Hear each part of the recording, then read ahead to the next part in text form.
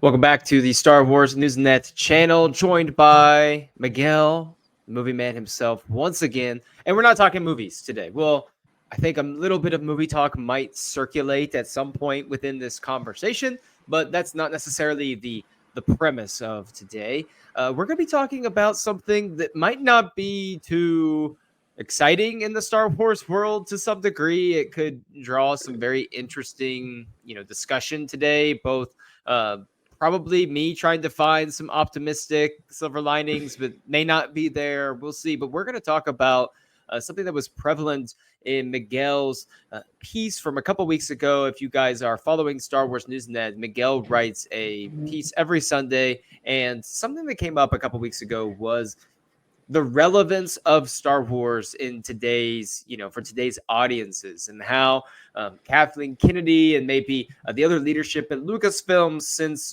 Disney's acquired it, has failed to necessarily keep Star Wars relevant to bring in new audiences over the last several years. And this is shown in some streaming numbers that we're going to talk about, and how things have been perceived and received from various audiences. But of course, like always, hopefully we can help maybe drive away any misinformation that might be out there as well, and have just a nice thoughtful discussion about this. I'm really curious as to get your thoughts on some of these things, Miguel, because I try to be really positive and really interject a sense of optimism into the fandom through these videos. But sometimes there's moments where we have to step back and kind of acknowledge some shortcomings. So I'm looking forward to diving into this. I'm going to throw the floor to you first. What made you think that, or even compelled to write some of what you did a couple weeks ago about Star Wars, maybe really struggling to get viewership for some of these, the Acolyte, other shows, and finding new audiences? I mean, maybe there's a bit of anecdotal experience there, like interacting with people in my own life who maybe aren't as in tune with Star Wars, but they're mostly aware of what's out there in streaming and stuff, but Star Wars barely pops up. But also like stepping into like the larger social media world. I don't think there's like um, even though we live inside a bubble, I don't think there's that much. Yes, there's doesn't feel as relevant. In this is shown in like some viewership data that we can talk about later, and it Right. shows in like engagement numbers in social media where there's like a huge conversation going on around what the Acolyte has in store for racial politics and whatever. But stepping outside of that, the show barely checks any boxes in terms of people following it. And you compare it to things like The Boys or House of the Dragon, which are also airing right now or were airing during the Acolyte, and it just feels smaller. And I don't know, and this is also like as part of the Star Wars Newsnet team, this also is reflected on our own numbers that we're seeing all-time lows on our website. Like, it just feels like we're talking to an empty room almost. And I would say that just my personal experience in terms of being out there on social media, there is a level of the Acolyte came and went, and it didn't feel like there was a massive void in terms of what are people talking about now. It just moved on. Like it felt, but House of the Dragon, when House of the Dragon ends in a couple weeks, I personally haven't been a huge fan of season two. But I'm still, watching and enjoying. But I know that in the months after House of the Dragon leaves, there's going to be, ongoing social media discussion about it that is kind of unavoidable. And I like to mention things because there are people that I know that do not care about any of these shows, Star Wars, Westeros, Marvel. They don't care about all of that, but they will acknowledge like knowing and hearing about some of these things. And none of these people are ever really acknowledging like, oh, the Acolyte, like the Star Wars show that's coming out. But most people are aware that, oh, House of the Dragon is streaming right now. I would say that there's even people aware of, like I hear about The Boys, some as well. So there is definitely this interesting drawback. And even I'm curious too. Like I know streaming and TV and movies aren't as popular in the really younger like generations, but when I talk to like my students that I teach, like middle schoolers, and then like some of them now like into high school, and talk about like what are you guys watching, like what are you enjoying, and all of them have heard about The Mandalorian and have watched some of The Mandalorian. Almost all of them know who Grogu is, or Baby Yoda and Mando, and they've even watched a lot of those episodes. But I know like none of them, outside of just a few of the students that are just really big Star Wars fans, they haven't watched episodes of these shows. It's not something that they're just putting on to enjoy. And I think that speaks to like a larger issue going on in Star Wars, that most of the fandom skews to be a little bit older right now. And that's kind of what we want to talk about today, is how do we reinvigorate Star Wars for younger generations and continue making it that multi like generational phenomenon. Yeah, I mean, maybe you can like also speak to this, but I was thinking about this uh, while watching Deadpool now, which is out in theaters, and it's like the latest Marvel movie and supposedly like a big tentpole and stuff. And I was thinking back a few years, and there used to be this time around 2017 to 2019 where every time there was one of these movies, one of these big movies out, like say any Star Wars movie, any big Marvel movie, there'd be like this conversation of, or at least in my life, where so when are you watching it? So Right. is it Friday, is it Saturday, or is it Sunday? Like when exactly are you going? And pretty much everyone I talk to, not everyone, sorry, but I could spot like at least 4 or 5 people in every group I was in that was like, yeah, I'm going, Sunday afternoon, I'm going Mm-hmm.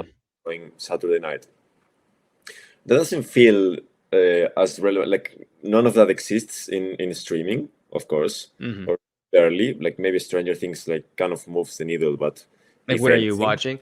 I will yeah, say though, there is a level of when House of the Dragon starts. Like, I yeah, know when perhaps. everyone is watching House, like it is. We are watching at night. Where my time is 9 o'clock. It's like 9 o'clock hits. The TV's coming on. Here we go. Yeah, perhaps, but I kind of feel like to me like the last thing that we got any similar to this was Barbie and Oppenheimer last year. Like, Mm-hmm.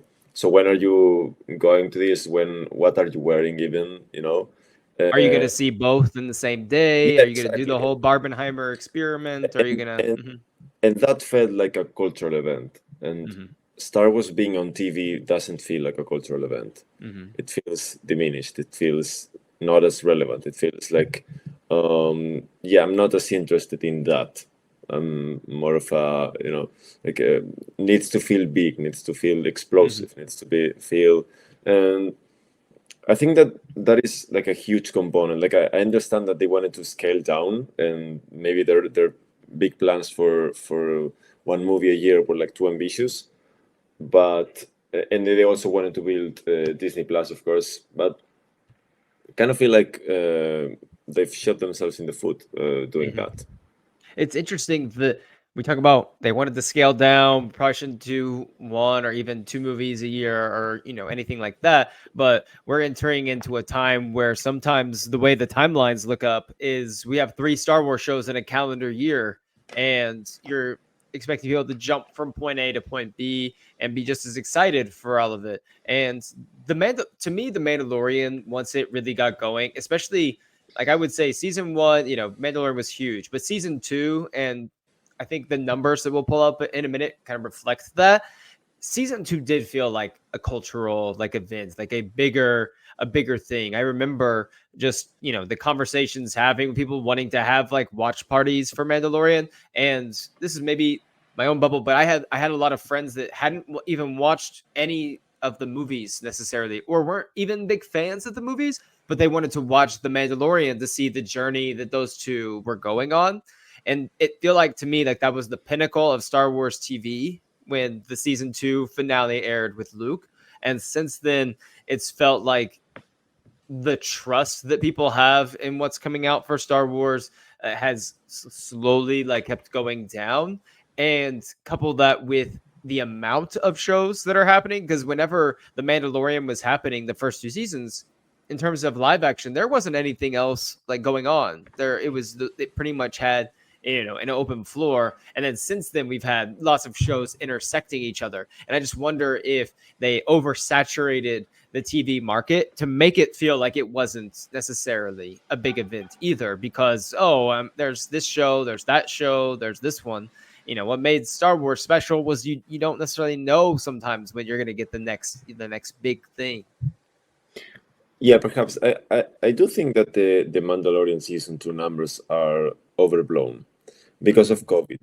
I think that was 2020, that was the height of the pandemic, and that was like people couldn't go out, and there was like this huge thing, and that did feel like a cultural thing, but mostly because culture at the time was on streaming, and that felt big, and they did advertise sometimes purposely and sometimes not as much because of the leaks, but that did feel like huge because of the conversation surrounding it, and it was mostly because of COVID. I don't maybe I don't think those numbers would be as big if COVID weren't there at the time. They would be big, but I don't think we'd be having the same memory of Mandalorian being like this huge thing of the last quarter of 2020. It did feel. I think you're definitely onto something there, but I remember when season 3 was premiering and like the lead up to the premiere, it still felt like the cultural phenomenon was continuing. And I think due to season 3, in my opinion, kind of being a big like a mess overall, and it felt like that was general consensus on a lot of season 3, and it kind of just really deflated. Like a lot of the hype for Mandalorian has changed how it's even perceived by a lot of people. I think even in our own Discord channel for Star Wars Newsnet, there was people, we were ranking some of our favorite live action shows recently, and a lot of people would say maybe Mandalorian was number 1, but there was even a caveat there like Mandalorian season 1 and 2 are just peak, and then season 3, but the 1 and 2 were so good I have to put it up there. Or some people had it lower because season 3 just kind of has it a little bit stale for me right now. And so I wonder, if part of this too is like season 3 is staled and then everything since then is kind of balanced out. Do you want to go ahead and talk about like streaming numbers first, Yeah, and get into that now? I think this is relevant mostly because we do know, and maybe this isn't reflected into the graphics that we have prepared, but we do know that Mandalorian season 3 was huge last year, Right. And I'm talking like one of the biggest shows of the year in 2023, and we don't know that from not first-hand information from Disney, but we do know that from third-party services that must always be taken with a giant asterisk. But they mostly agree that Mandalorian was one of, if not the biggest show of 2023 on streaming. And of course, like I'm not sure. I don't know for sure if this is just season 3 or the show as a whole. And I do think that there's a factor there of being able to revisit previous seasons because the story is not as interconnected. And maybe you feel disappointed by season 3, but you say, "Oh, season 2 was so good. Let me go back to that and do that freely without having to revisit season 1." Right. The story is a bit discontinued, and not in a bad way, of course. But yeah, we do know that is huge, and we also know that Ahsoka, for example, gained a lot of, and Andor as well, of course, a lot of viewership over time. Like we have some data from Nielsen available for the weeks of release, but we do know from some third-party services that these two shows in particular grew an audience after they aired and they stayed relevant within the Disney Plus bubble of subscribers.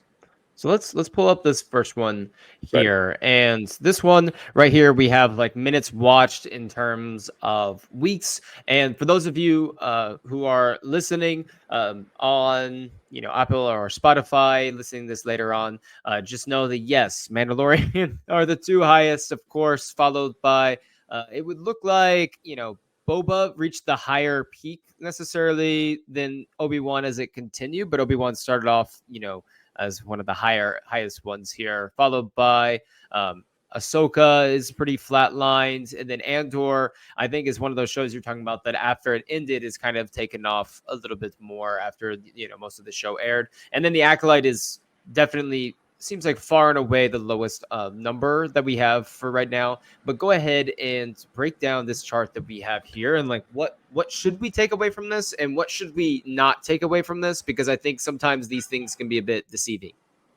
Right. So let me start with a couple asterisks here. Let me start with the Acolyte, as we mentioned it last. There are 3 bullet points on the Acolyte because as of this recording, we only have data available for the first 3 weeks of So the horizontal axis is weeks of release. An Acolyte would be for 8 episodes. We had 7 weeks of release because there were 2 episodes released on week 1.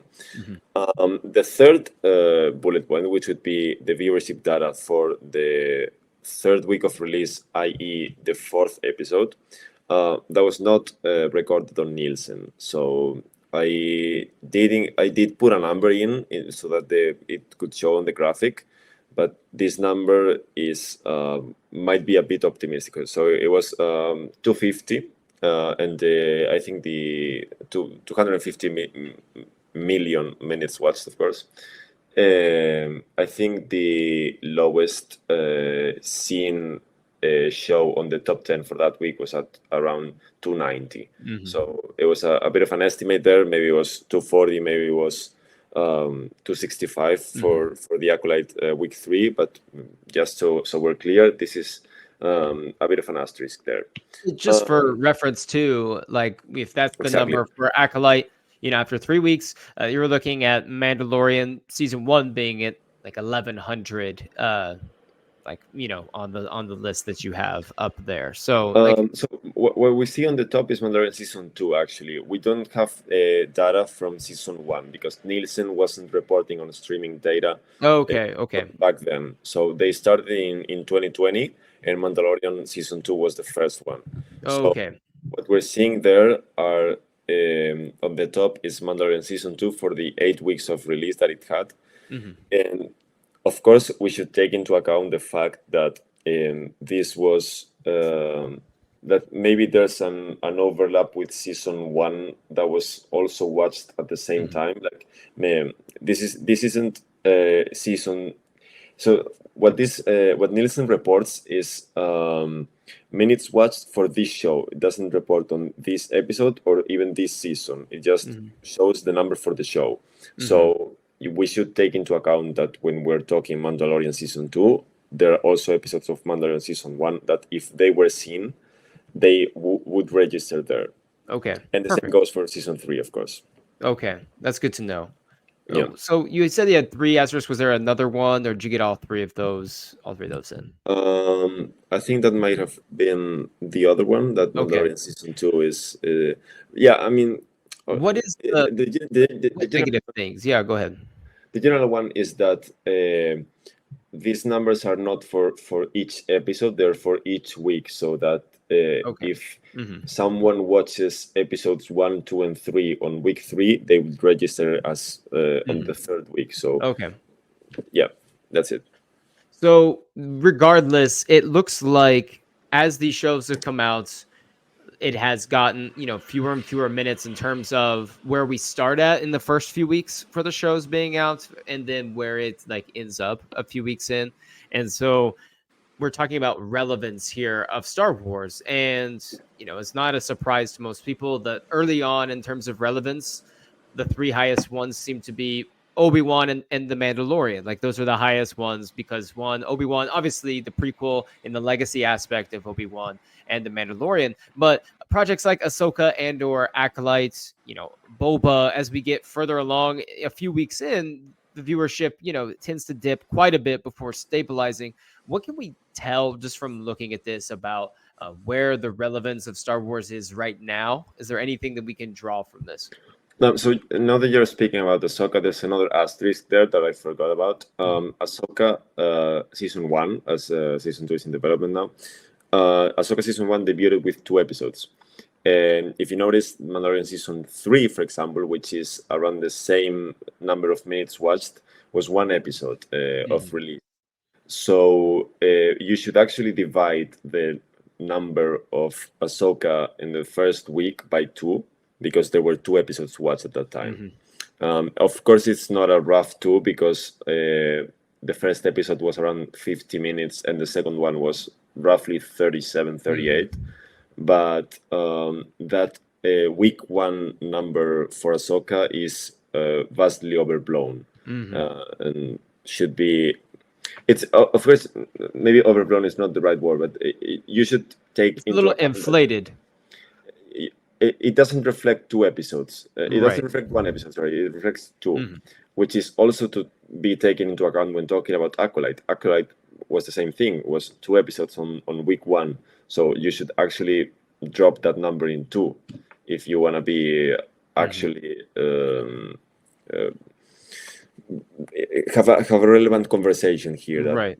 Actually, Acolyte was the lowest, or it would seem like the lowest seen on week 1 of the shows. So what can Star Wars do? I'll take the graphic down for a minute. Yeah. We're seeing, this was the first attempt by Lucasfilm to try to do something outside of the Skywalker saga, to do something completely unremoved, for the most part, of what we have seen before. Of course, with introducing like Darth Plagueis at the end, Yoda being, there at the end as well, it still ties together to the larger, Skywalker narrative of what we're going to see later on. But I would say that everything we saw from Disney and Lucasfilm before this show came out, with the amount of promos that they were doing, these interviews, these fun spots that they were doing, it seemed like they were very proud of what they had put together. They were very confident in what they had done, but they also knew they did have some marketing work to get done to get this show to people. And then it seems like just not a lot of people ended up watching this show. Is this something that is really concerning about the future of Star Wars moving forward when we think about the major projects up ahead that are, for the most part, outside of the realm of the 9 films, or even for greater purposes, even outside of the 6 films, that time period that George himself directed and put out there? So Acolyte, it's an interesting case study. I think it did. Acolyte is actually, if I'm not misremembering, aside from Mandalorian, which was its own case study, for lack of a better word, it's the first show that we have that features a new set of characters, right? Right. If I'm not missing anything, because even Andor had been introduced, and Cassian Andor wasn't like the biggest character in Rogue One, maybe, but and it was tied so closely to the movie that is pretty largely beloved by the fandom. I would say Rogue One. A lot of people would consider Rogue One the best movie that Disney has made since acquiring Star Wars. Right, and Ahsoka, for example, would be also an interesting case, but she was at least known and had been introduced to Mandalorian watching audiences. Mandalorian was also new, but he was tied to the launch of Disney Plus, and he was like, the show was the big draw to get people into the door. It was the flagship, really. Exactly, and it still is, actually. It still is the flagship of the entire service, which is kind of ironic considering that they're moving into features now. But that's another conversation. But they were able to market Disney Plus around Mandalorian, and they were able to market Mandalorian around Disney Plus, and that was a match made in heaven. And if you factor Grogu into the picture, that just gives you the numbers that we are seeing. And of course, we don't have the numbers for season 1, but season 2 numbers kind of reflect that that topic. But Acolyte was all new, which is not great. Because I am a big fan, a big advocate for new storytelling in Star Wars, of moving aside from the Skywalker saga, from those characters, and the fact that this show wasn't seen on the first week. We can talk about what quality later, but first week is people who do not know anything about the show and just wanna check it out based on the marketing alone. And yes, there were conversations around the Acolyte on the internet, which should be factored in, and not just about diversity of the show, but also like this whole thing about the Acolyte negating the line from the prequels, which feels ridiculous. But the fact that there were so many headlines about that and negating the quality or the fact that it should exist before it comes out, I think it's relevant. I think that people who are just regular viewers who do not know anything about this show, and the fact that the first thing they see is a negative headline about the show, is kind of telling, I think. And also, one last thing before, and you want to jump in at any point, please. One last thing to me is that the show didn't feel as different from what Star Wars had been up until that point.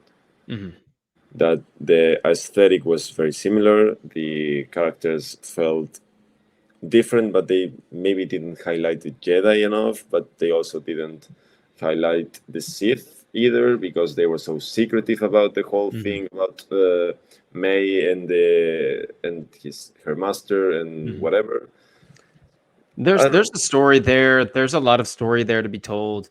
It felt flat in a lot of places, and the highs are really good. I think the action choreography in that show is great, but in terms of the first Skywalker, I am with you on the whole. I want Star Wars to be bold enough and brave enough to move outside of what has been known.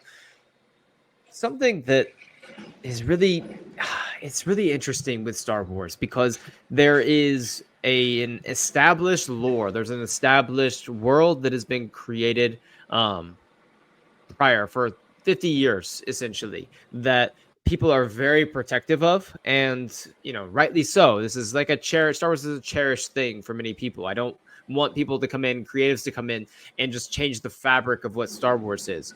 But it also is interesting if we're not able to understand that George constantly shifted and tinkered with things in his own world and made different lines move around and make sense. They go all the way back to, Return of the Jedi from a certain point of view. I think if we're unable to look through that lens and know that, not every two situations in Star Wars have to be the same, and these things change over time, we're never going to be able to have these new shows and these new adventures in Star Wars, because the fans making big deals over Ki-Adi-Mundi's age in an episode, or making a massive deal over, Darth Plagueis showing up here, or Yoda not being super aware of what's going on, without knowing all of the backstory of those things with Yoda. But also, like, Plagueis's age has also never really been defined in canon. But I think everyone needs to take a deep breath and understand that there are things to be upset about and there's things not to be upset about. And I don't want to tell people what they can and can't be upset about, but it just feels like we make too big of a deal over certain things that George himself, I feel like, would be sitting back and saying, no, that's how it's done. Like, sure. Like, he would just shrug off some of these things. And there's a lot of great, like, videos that Dave Filoni has. Like, with little interviews where he would question George about something when they were making Clone Wars, like, well, didn't this happen in the originals, or didn't you already do this in Attack of the Clones a certain way? And George's like, no, that's how it works now, or that's what we're going to do. On the other hand, I do understand that some of the storytelling in The Acolyte is not very good, and there's a lot of things that really need to be improved upon for that show to actually reach its full potential. But I don't think that the maybe changes it makes or expansion of lore that it makes is worth this whole vitriol we see on the internet, which I think really gets down to it, which is, does Star Wars have a fan base and a big enough following to be inventive and be innovative and different? And I really am not sure that it does, because I think there is a big swath of fans that are very open to The Acolyte and very receptive to this story, while also acknowledging it needs to be improved upon. And I also think there's a big swath of fans that, are not open to different interpretations of things that have already happened, or necessarily like certain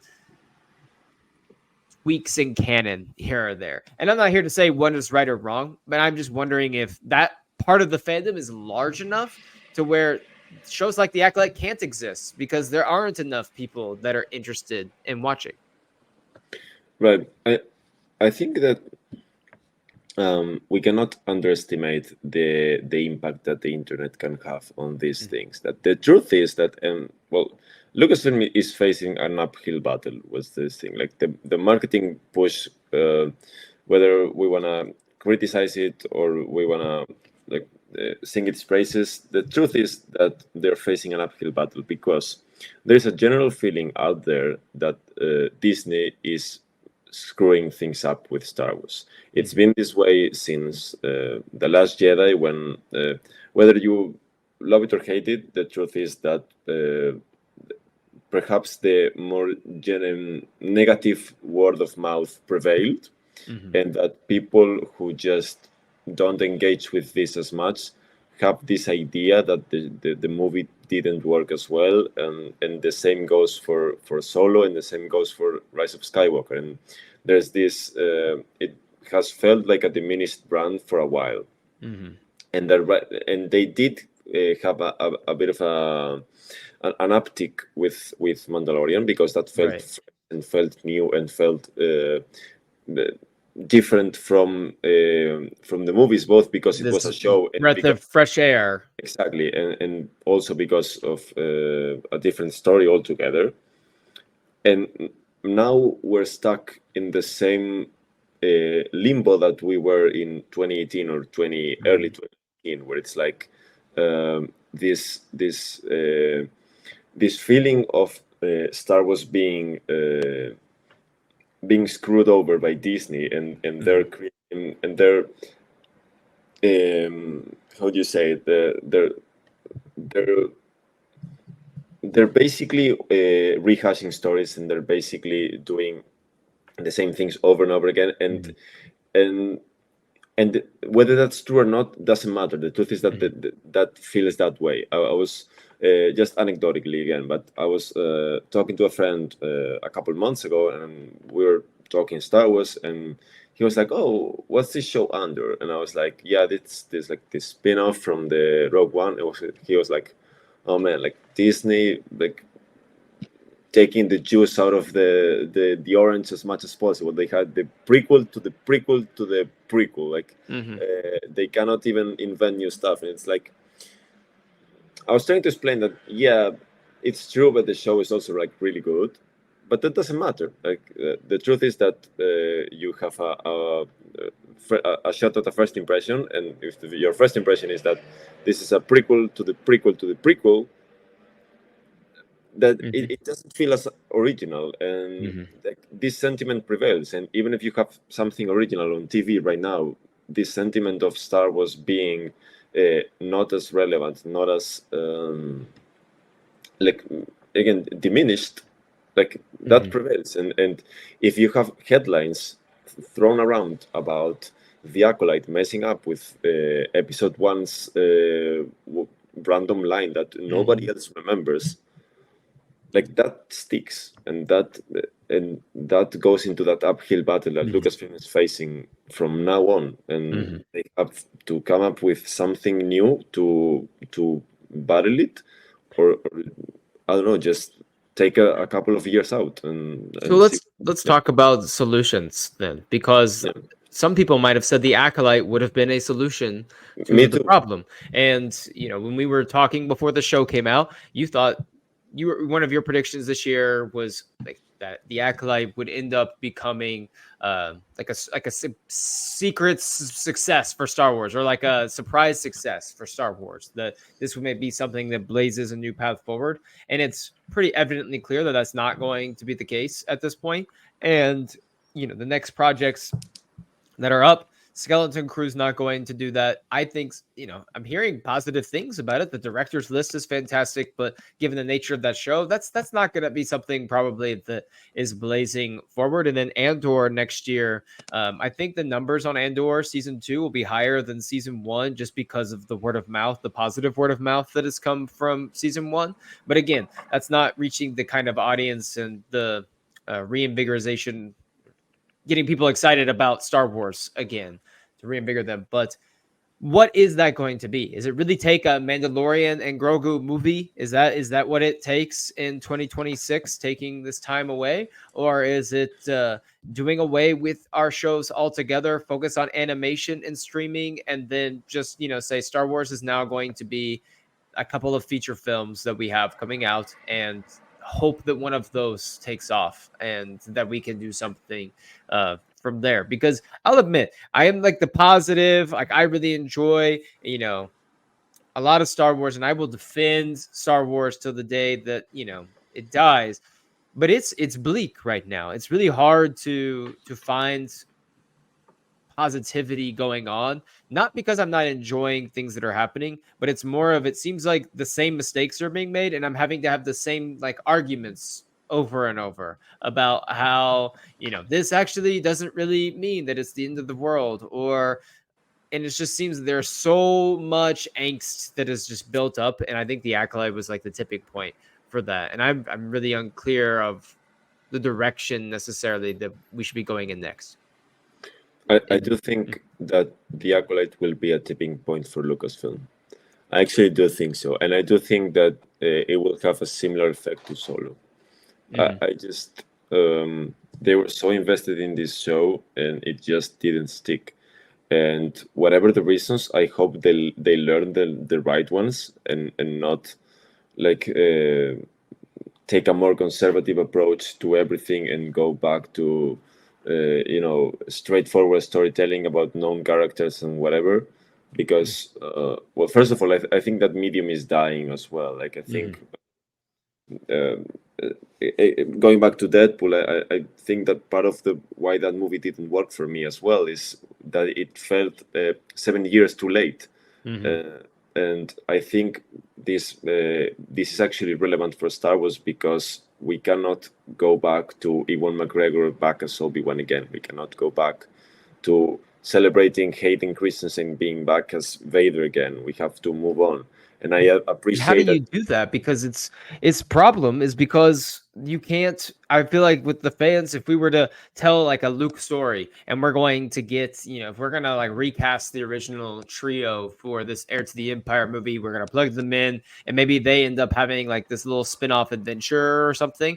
People are gonna have tons of negativity about that, one way or the other. I think people are gonna say, "Oh, Luke would never do this, Leia would never do this," or "Oh, it's not the same without Mark Hamill. We can't have, Luke Skywalker without Mark Hamill. You can't do this." But if you try these new characters, we're going to get levels of, oh, these are like, new characters I don't really care about. You're changing Star Wars. This doesn't feel like Star Wars. And then, the other side is people asking for those new characters. So we can't retread the same things again.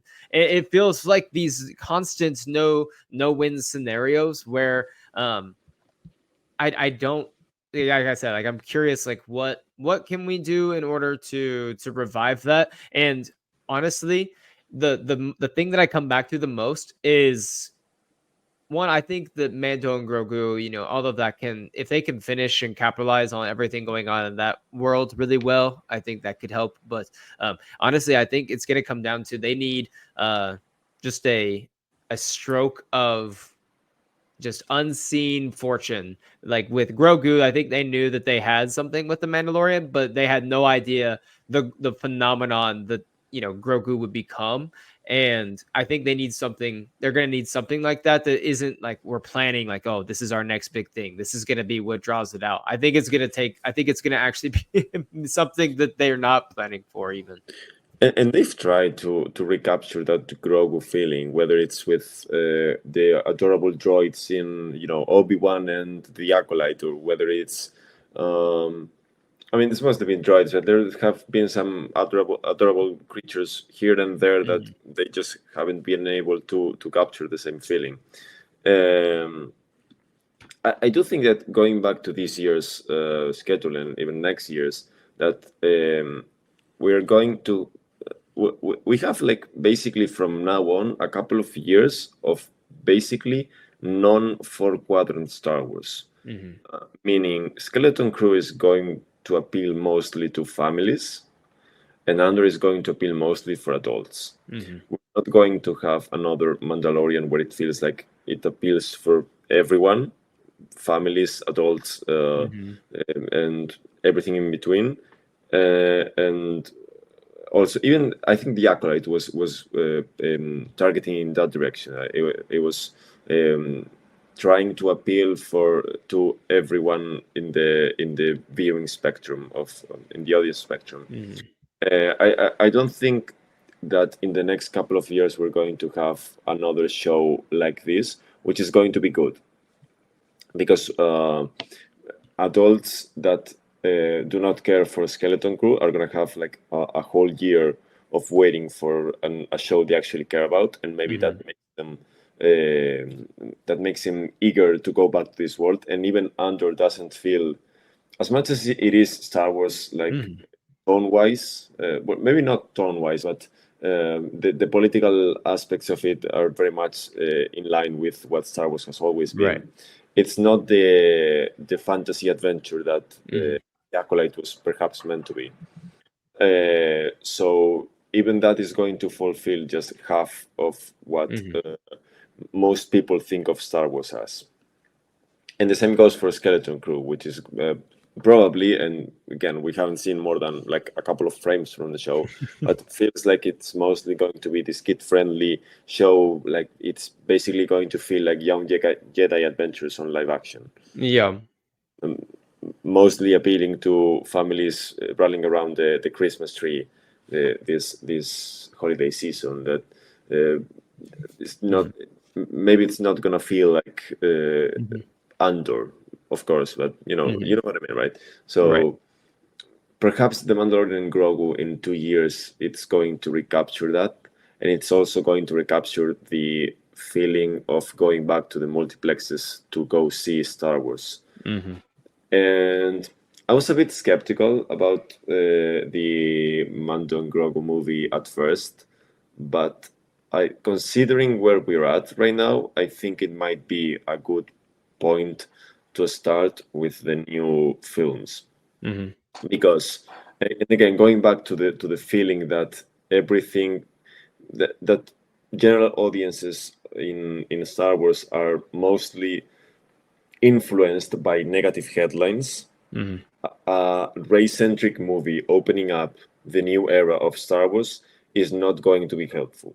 I'm looking forward to it, but it's not going to be helpful with repurposing the brand for the next 10 years. So maybe a Mando and Grogu movie, as much as it is transitioning TV into, and as much as it's going to appeal to a smaller part of the audience, maybe that's because that worked before, maybe that can work here, and maybe we can build off from that momentum into a James Mangold movie that focuses on the dawn of the Jedi and focuses on what happens 25,000 years before Mando and Grogu. And maybe we can use that momentum to actually tell new stories and carry the franchise forward.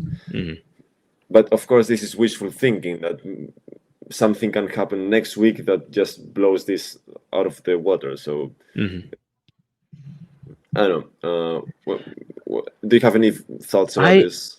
I am curious to see what the future unfolds here before us, because Star Wars is at a major crossroads right now in terms of what do they do next to try to, I don't even want to say curry back favor with fans, because the internet's as important as its role is in determining, whether or not people are watching or not. It's also hard to determine who are the good faith, sometimes the good faith fans that I just don't care much for this, and this is why, versus some people out there that just make it their agenda to get revenue off of trashing on Star Wars, which sadly is a really profitable venture for some people at this point. That their only thing is we want to hate on anything that doesn't resemble the Star Wars that we believe it Star Wars should be, and so we're gonna, and I part of me is, it's like part of the rebel inside of me that wants the Acolyte to continue, is almost like double down, like renew the Acolyte for a season 2 and stick it to the people that are gonna act that way and say we're not going to like cater and cower down to ill will fans. But I also, understand there are people that didn't like the Acolyte for justifiable reasons. Like, I think when we went through and were rating the episodes for the season, I mean, I gave a couple episodes above a 7. I think like 2. The rest I had around like a 4, 5, 6, kind of range, which is just really middling for me. And so I understand not being super invested.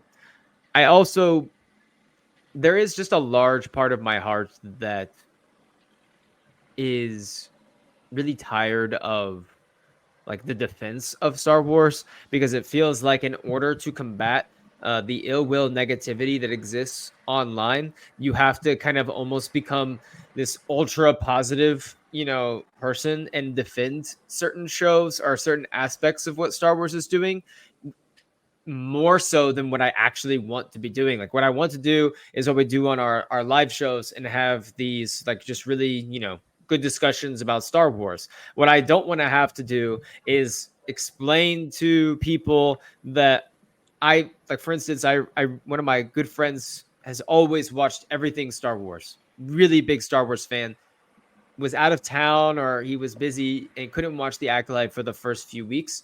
And he said before he was watching, all he saw on social media and from people online is that it's breaking everything in canon and it's ruining the Star Wars, and the Star Wars is dead because of Disney. And none of that feels accurate in any stretch of the imagination for me. But the fact that I have to get on here and now I have to hype up this show and try to get him to watch it with a clear mind, because he can't now, because he's going to go in and then there's that one thing that might be controversial and he's gonna be like, oh, that's the thing that ruins Star Wars. And maybe he gets that way, maybe he doesn't. It's just frustrating that, and so part of me wants Disney to just be like, you know what, like we're not gonna deal with those people. We're gonna focus on the future of Star Wars, and that's going to be like pursuing this path that we have forward and seeing it through. And I think there is a way to make the Acolyte an amazing TV show. There's enough of a story there to turn it into that, but I'm not sure if they have learned enough from certain mistakes, because some of the things that we're saying about the Acolyte to make it a great TV show are the same things we've said about other Star Wars shows that are also struggling in that same vein.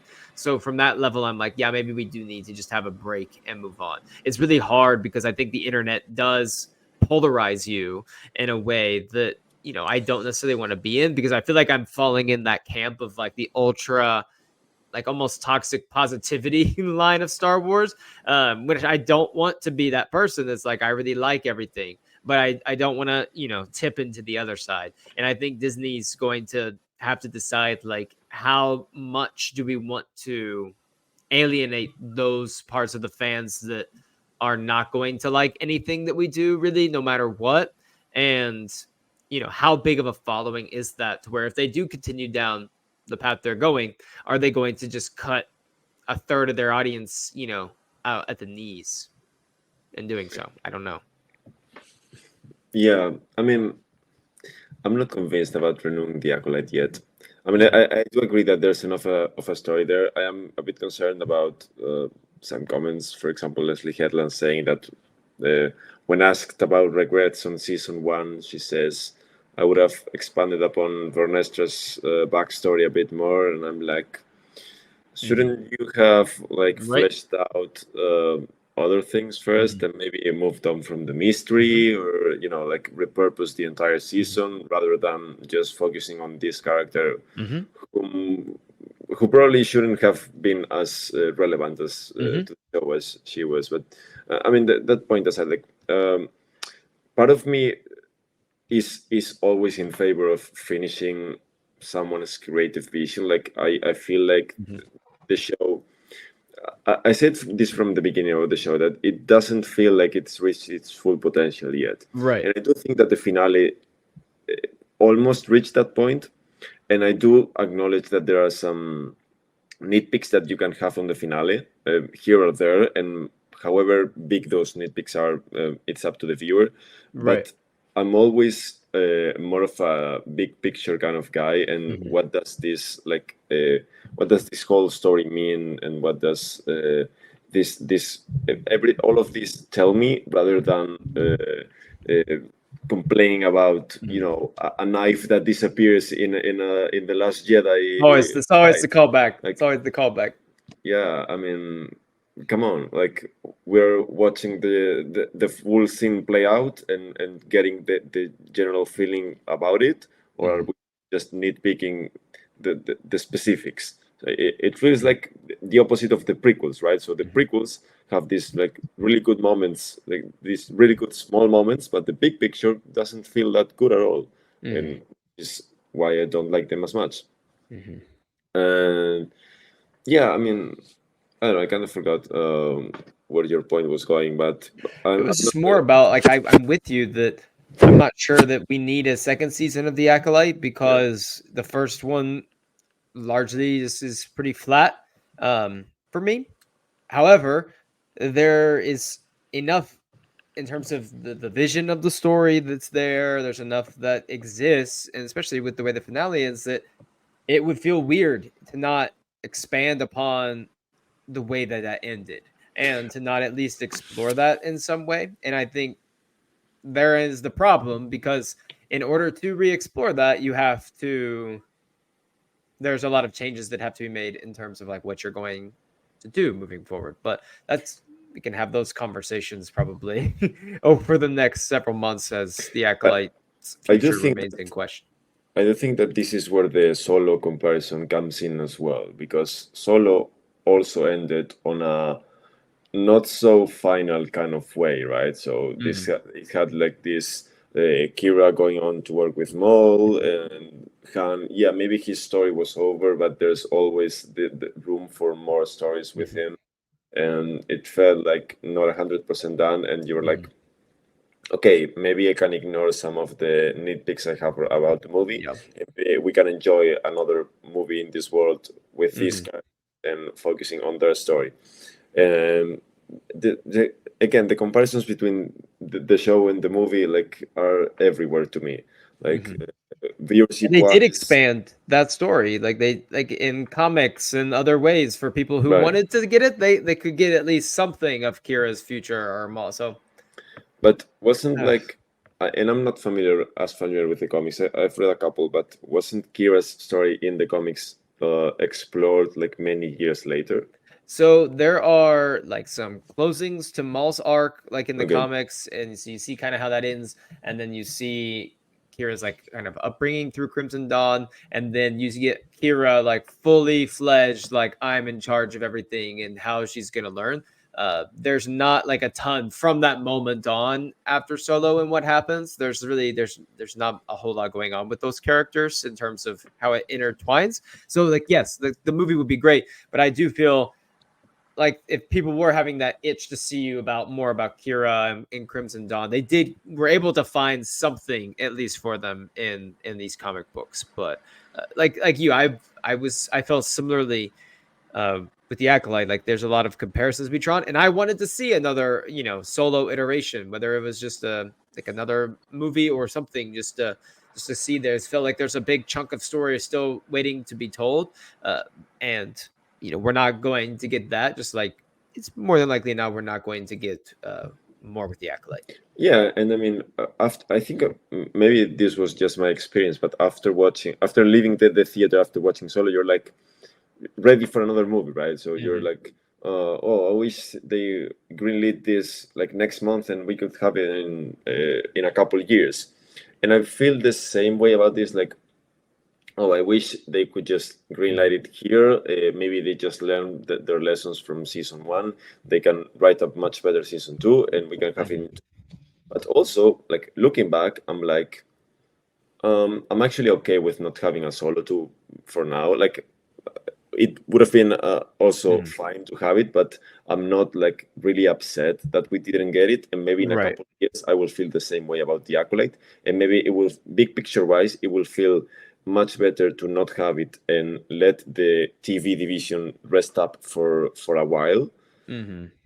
rather than rushing another show into production. And once like and also we have to take into account the fact that they're also putting movies into production now, Mm-hmm. so they have a limited team for so many Mm-hmm. projects at the same time, and maybe we should focus on the movies right now and leave the TV aside for a few years.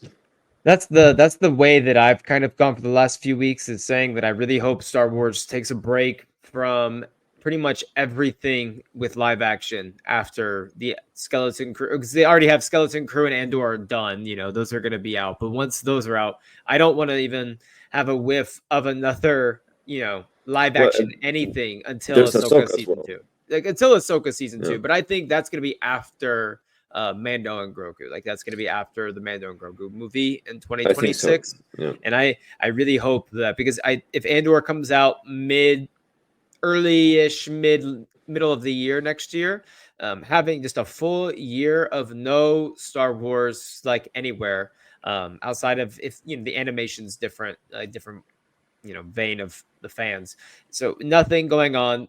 Mando comes out 2026. Boom. Like we have a movie after a year-long break, breath of fresh air. Like you said, adults are super into Andor, but there is no, like, Mandalorian feels way different vibe than Andor. Like you're watching Andor, it's an adult show. Mando and Grogu's you're gonna bring the family, it's the kids. You're gonna go with your friends. It's gonna feel like a popcorn, type of movie. So I Yeah. hope that that's the direction that we go in, which means that we're probably going to say goodbye to the Acolyte, and I am okay with that if it means that we take appropriate measures to make sure the films and the future is in the right place. But last words, I'll give you the last thoughts on this. We don't have time to do a whole podcast on, or a whole segment on this right now, because we could do this as a future. How much of the relevance of Star Wars and lack thereof right now in the streaming world and just in fans in general, how much is that laid at the feet of Kathleen Kennedy and those in charge? Um, yeah, this is like an hour long conversation. Right. We can talk Yeah, about this later. I was just like, just a quick thought yeah. before we get out of I here. mean, and I am sticking to my prediction that we will have news on Kathy's future before the end of the year, whether it's a 1 year renewal, 2 year renewal, or just she's out and Dave and Carrie Beck come in. Um, I do think that this whole sense of this is again going back to this negative cloud of reactions around Star Wars on the internet. I do think that it would lighten up if she was gone. Like I Mhm. think that these people who inexplicably and also unfortunately drive the conversation, Mhm. they would maybe dial it a bit down. Mhm. Uh, and I do think that it's not just to appeal to to these sites, it's also like a response to the fact that Star Wars is not as relevant now as it was a few years ago. So I think that maybe it's time for her to just take the loss, and also take the wins, because she's had like huge wins. She's had some amazing stuff put out there, and again, like, this is a whole other conversation, but maybe it's time to just move on, because we need younger audiences, and we need to rejuvenate the franchise. Yeah, I just last thoughts, but I had these numbers pulled up. The Wrap did this report a month and a half ago on the demographics of the Star Wars and Marvel audiences, and they basically came to the conclusion that more than 60% of the people who watch Star Wars are older than 30. And I don't know how the number goes into like older than 45, but we need the 17-year-olds here. We need the 30. This was created for 13-year-olds, and we don't have. I don't think that Star Wars is any relevant among 13-year-olds. Then again, what is relevant to 13-year-olds other than TikTok? Like the YouTube. Yeah, maybe. TikTok, YouTube. I'll find out here in about 2.5 weeks. I'll find out what's relevant that I've missed out on for the last few months. So I'll start finding out all sorts of things that I wish I had probably never heard of, to be honest. That's for another day. Thanks for hopping on, Miguel. Everyone, let us know what you think about the future of Star Wars here and what's relevant. In many ways, we're recording this, Thursday around 6 p.m. Eastern time. We have the live stream here in just a few hours today. So I'm sure that this topic, it's going to come up a little bit in the live stream. So there could be some things that we hit on again. But thanks for joining, everyone. If you're watching on Apple, Spotify, give us that follow there. Leave us a 5-star review. If you're watching on YouTube, like and subscribe. We'll see you next time. We're all the Republic for Light and Life, everybody.